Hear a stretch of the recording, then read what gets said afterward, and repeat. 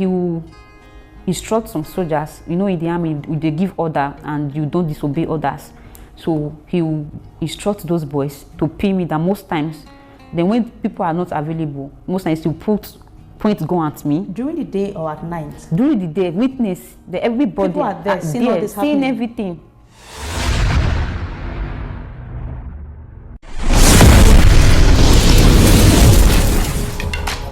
Even though that is not mentioned in any part of the Bible. Hey guys, once again, welcome back to this platform. And my name is Adonis. In today's video, it's like a lot of things are going crazier in the world right now. This thing happens in Nigeria in the military. A military officer who is called Abdul Kareem has actually raped a military officer or a military lady. And after that, he actually stated that this girl is mentally unstable. So they decided to dismiss her from their ranks. You all know, she said it all started when she joined the military and she was shifted to another part of their works. So she started working with this Colonel Abdul Kareem. So one day, this Colonel Abdul Kareem invited her to a hotel and asked her to lay with him. And when she did that, he is going to do a lot of things to her as he promised. But according to their rules and regulations, the codes of conduct, an officer, a senior officer, has nothing to do with a junior officer. A colonel can't date other ranks like sergeant, private, and all those stuff unless one person resigns before you can have any relationship between these people. So according to that, she decided to say no to this Colonel Abdul Kareem, but he persists, wanted to have something to do with this lady. So whatever he does is to inject this girl and make sure that he lies with her, rape her anytime he wants to do it. She is unconscious. She doesn't know that these things have been going on. But sadly, one day she got to realize that when she woke up, she was naked. She is not wearing anything, meaning she has been abused by these people, this Colonel Abdul Kareem. And she said she told some people in the military, but in the military there are other things in the military that they have their codes of conduct. Such organization has the way they do their things. You can't just report your senior officer to any other person just like that. Before you report anything to any other high ranks officials, it will pass through the same person. So she has nothing to do, but they already target as mentally ill person. So she has been passing through this thing. It's like limitation. This Colonel Abdul Kareem has limited her in any other courses, in anything that she does. She's being limited because this man has actually targeted this young lady. Now, after so many years, they decided to dismiss the young lady because they stated that she is mentally ill. The first time I saw this video, I said this is a crime. This senior officer, Colonel Abdul Kareem, supposed to be stripped off his rank. That's what the federal government have to do. But yesterday, the case have not yet been resolved. The video just came out 7 days ago or 8 days ago, and I think the federal government should look into this, or other ranks officials, higher ranks officials, to look into this matter and deal with this man accordingly. They should investigate. So the lady said sometimes the man will send boys to come and hold her down, and he is going to do whatever he wants to do, or he will let some people inject her with dose that they will render her unconscious. That anything that he wants to do with a lady, he is going to do with it. I'm going to leave you to watch the video, but when you watch it, whatever your thoughts are, drop it in the comment section and make sure you like the video. Like buy me gifts, which I refused to collect. And there I was very surprised.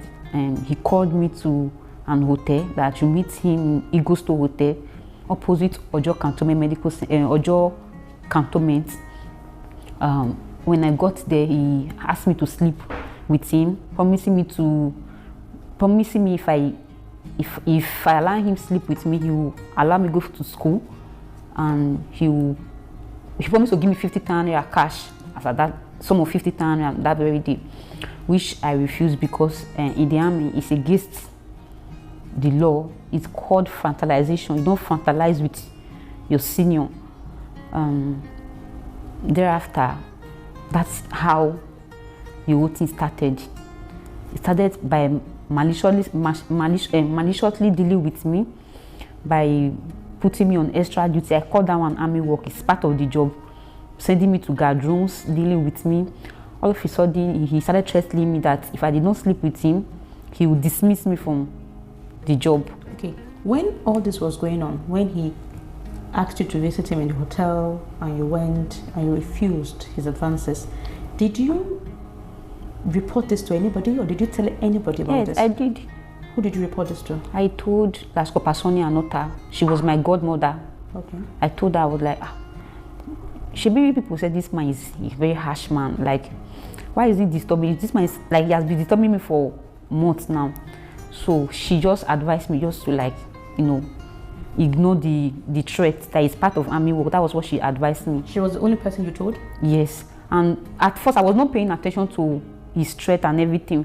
It was when he started giving me injection, you know, forcefully sleeping with me after giving me injection. Hold on. Giving me injection? How? How did he give you injection? Where did you meet for him to give you those We work injections? in the same office. He's Yes. my CO. Okay. And we work in the MRS. It's called hospital. In the army, it's called MRS. So he will instruct some soldiers, instruct those boys to pay me that most times. Then when people are not available, most times he'll point gun at me. During the day or at night? During the day, witness, everybody People are there, seeing all this seeing happening. everything. I have a And video. nobody asks questions? Yes, I have a video of it. You have video recording of this particular Incident incident? that happened. Continue. There's a day I got to find out that he normally sleep with me after injecting me. There's a day the former chief of army staff, retired General Farouk Yaya wife, came to commission a particular place, the maternity part in our hospital. So when she came, before that they already gave me that injection, and I was putting on a Tron uniform and the army office wear. So all of a sudden I saw Dr. Cosmos. I think the third day, Dr. Cosmos, the copper, he was serving there in our hospital. He came and gave me another injection, which flushed out those one they gave to me before. And I saw myself naked. And he now asked me to pass the back door. That in our house, they are outside. In our house, their officers' wife and association. They were outside that very day. So I got my body was stained, and they stripped me naked inside The hospital? Inside his office. His office. So immediately the woman came, he now instructed one of the serving copper, the one that was serving with us that time, Cosmos, and he told Cosmos to go and give me injection and ask me to pass the back door. This is very, very, very strange. So all of these things that you say happened when you're unconscious. Yes. And after giving me the injection, after harassing me sexually, he will put me inside this body bag. It's called body, just like a casket. He will put me inside. I think they mostly use it in the northeast, because for them to go and get casket and everything. So it's called body bag. So he will just put me inside that body bag, and for some hours, they will now ask them to take me to psychiatry hospital. That is how this issue of mental illness started. So apart from your godmother that you told when he was making advances at you, up to this very moment, that time, you didn't tell anybody? I sought for redress. In the army, you cannot fight your senior. In the army, you cannot beat your senior. Okay. You cannot ask your senior to go to guard room. Okay. You always sought for redress. So you seek for redress. So I sought for redress. And so how did you go about that? At first, it was frustrating because I wrote it was a handwritten application through the same person that was frustrating me. So he never forwarded my application. So I have to go to, because the thing was, he kept on coming to my house, sending boys to my house. He denied me access to military course, denied me so many things in the army. I spent 5 years in the army without. So when you noticed that you were trying to, the redress you were trying to get, couldn't get to the appropriate Yes, I authorities? went to General ML Abubakar. He was the provost commander, provost group commander, 81 diff, the provost marshal. What did he say? I ran to him, he intervened. Okay. And he said, even if I'm just trying to, like, even if she demand, as far as she have the sense to write for redress, they should attend to her. Okay. So because the general was the military police and they were scared of him, so they quickly set up a board. And at the end of the day, they didn't ask me to present any evidence. They just like wawa me, like bullshit me. And okay, so now the redress you were seeking, like a panel was set up. Yes, was set to up. inquire into Yes, to intervene. Yes. And they didn't call you for questions. Nobody called you to ask you any question. They called me. Okay. Because I wrote that redress like 4 times before they attended to it. Okay. Because Abdul Kareem, they are the most senior officer in the medical corps. So he has that level. He has that. He's a senior officer. So when I have to go to military police to report to the provost marshal. So he intervened and he said they should hold that board and intervene and know that they should intervene and know the reason why Abdul Kareem is doing this to you. Yeah. Yes. So when they intervened, like just the way you are interviewing me now, they never asked me for witness, evidence. Because they are all the same. They are all cosmates. The people that set up that board, they are Abdul Kareem cosmates. So they were supporting Colonel Abdul Kareem. They were biased. They never asked me for anything. Most time I apply for school and they give me admission. He will tell them that they should not allow me, that I have mental illness. Which school have you applied for? Nigerian Army Medical School, Nigerian Army School of Nursing. I applied for basic course, like 3-month courses. He didn't. And you got admitted into all the schools? I got admitted into Nigerian Army Medical School, and he said I have mental illness, that they should withdraw me from. That's how I lost that. So I didn't even report it. They didn't release me to the school that I have mental illness, because they are all the most senior people holding an appointment in the medical corps. They are all his classmates. So when I sat down, because there is no progression, nobody to listen to you. I even involved the present CDS General CG Musa to intervene. He couldn't intervene. So I tried my best and I exhausted all options. So that's why I came on social media to say all the things you've been saying. Yes. But are you aware that the army has cleared Abdul Kareem of any wrongdoing? So what they did there, it's just they just tell lies. As I don't know how to put it. They just sat down and feel like let me tell you what really transpired to them announcing this whole thing. When I came to social media at first to complain, and the Minister of Women Affairs intervened, and they took me to National Hospital because it was during the investigation for medical evaluation to know if I'm actually mad according to the allegation that was laid against me. So they discovered there was nothing like mental illness, and they took me to ADLA just for urine test. Yes.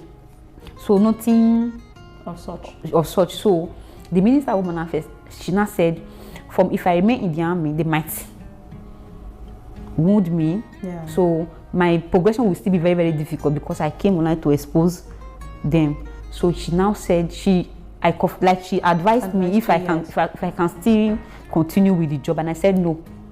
So I wrote a redress with my hand and I submitted it to the Minister of Women Affairs, and she went to the army headquarters and she submitted it to the Chief of Army Staff, and he approved it. For you to be discharged. To be discharged voluntarily, not medical discharge. Before you board a soldier out from the army, there must be a board. They will set up a board. There will be a psychiatrist, a medical doctors, the unit RSM. They will call you, the soldier, and ask you some questions. And to me, soldiers are in the notice with one hand. They are still in the army. Army don't bother soldiers because they don't have what it takes to pay off the soldier. It's as if they are paying the person for life, because you came to the army and the person is not the disability. Maybe you have one hand. It depends on what. Yes. So there was nothing like they never discharged me. It was the Chief of Army Staff that converted it to medical discharge, and he said, "Army want to compensate me for me to be paid, like I'll be collecting pension." I was not eligible for pension because I only served 5 years. Okay. So they never discharged me. It was the Minister of Women Affairs that intervened and requested me to leave voluntarily. Okay. Not medical discharge. So I don't know where they came up from. It was it's a big lie. It's a big lie. They know what I'm talking about. They know my evidence are with them. They did investigation and they find out that all what I'm saying is true. So coming online to come and say all those things, just a lie. I think they need to apologize to me for that, because it's a big stigma that I have made. It's a deformation of character, man. So there's nothing like. I hope you guys have seen the whole story and how it goes. What do you think? Do you think this girl has to be dealt with the proper proceedings of their codes of conduct, or he's supposed to be stripped of his rank and dismissed as well as the way they dismiss this young lady? Whatever you think, just drop it in the comment section. Thank you for watching this channel.